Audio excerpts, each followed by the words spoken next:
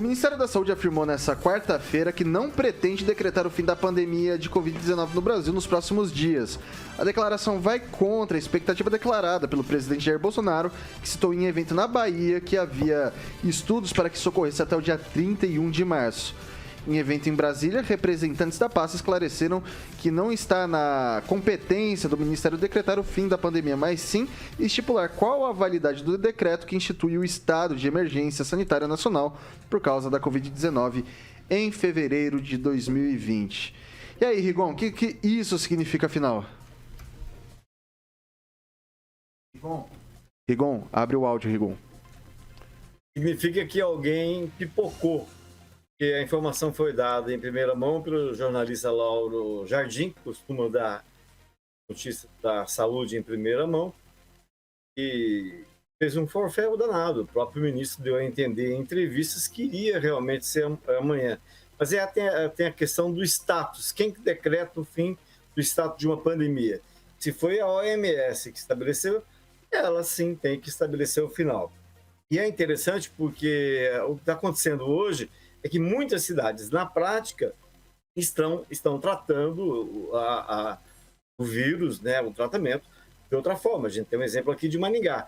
Então, eu sei que está fazendo esse mês, eu acho que esse mês está fazendo 2 anos a pandemia, seria até uma data simbólica para o governo decretar o fim dela.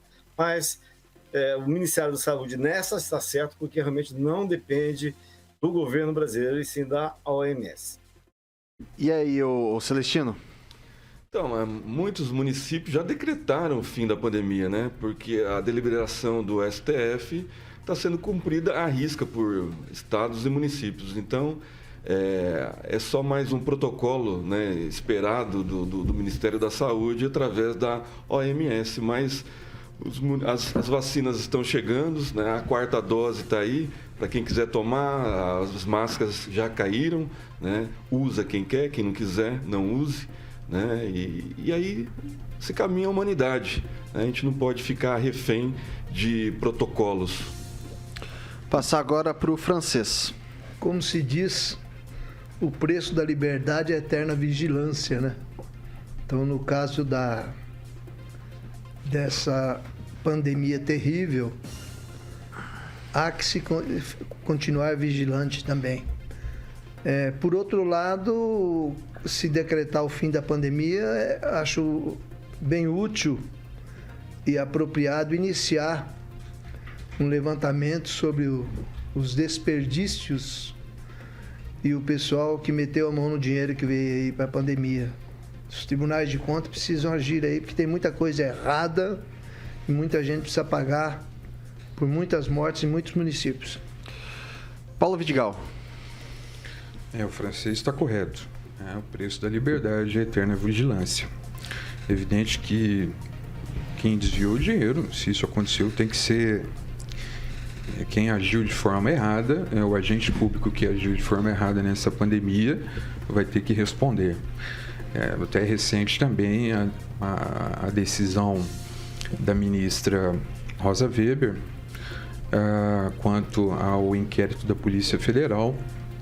Ela não acatou a decisão do Procurador-Geral da República e o inquérito que tem como que está sendo investigado o atual presidente, o inquérito vai continuar a ser tocado, né, com respeito às suas responsabilidades com respeito à pandemia. E, de fato, o preço da liberdade é a eterna vigilância. Na prática, o que a gente vê é que muitos lugares estão agindo como se não existisse mais a pandemia. O que a gente sabe que é evidente que o cenário hoje ele é muito mais favorável, mas é um cenário que deve ser observado e a gente deve tomar cuidado ainda. Então, essa discussão, a questão é quem tem a legitimidade. Se a OMS, a Organização Mundial de Saúde, declarou que é uma pandemia mundial, então ela vai falar, no momento que não for mais uma pandemia mundial, ela vai falar, não estamos mais numa pandemia. E aí a gente pode baixar a guarda. Então, acho que a precaução, a gente sabe que, embora os números hoje sejam interessantes, né, melhores do que a gente viveu no passado aí recente, mas a gente levar em consideração que em determinados lugares ainda tem que usar máscara e tomar as vacinas, quem por acaso não tomou os reforços ainda. Professor Itamar.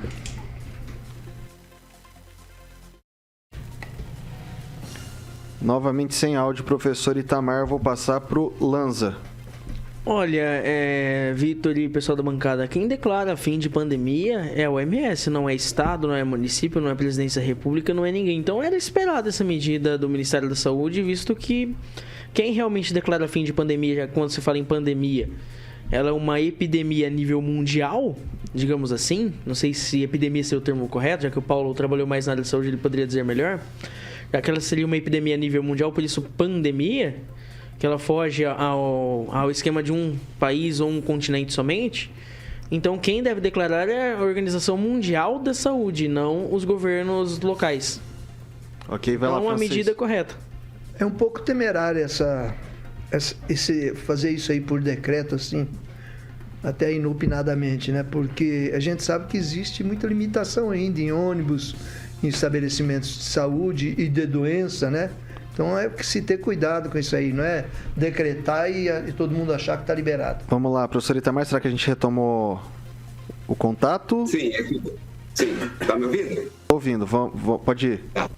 Então, essa decisão, digamos, é apenas um detalhe, mas um detalhe que dá suporte a esses decretos, governos estaduais e prefeitos, para as atividades sem as devidas licitações para as compras, para as contratações. Então, nesse sentido apenas que é importante, que vai fazer diferença. E como todos já sabem, em nenhum município mais, deve ter algumas exceções, obviamente, mas nenhum estado importante, nenhum município importante, que cumpre mais aquelas regras da pandemia, né? Então, já no estado do Paraná, no estado de São Paulo já há quase um mês, 2 semanas, está liberado circulação, inclusive lugares fechados, sem a máscara, apenas no transporte coletivo e nos estabelecimentos de saúde. Então, digamos assim, a questão já se arrefeceu. Isso é importante, sai decreto ou se não sai decreto, o importante é que, digamos assim, as coisas voltam ao normal até que o Bill Gates e as Big Techs, mais a OMS, né, lá do Tedros, apresenta um novo problema para forçar os governos a fechar e quebrar as suas economias, né? Vamos aguardar a próxima aí, o Covid-20.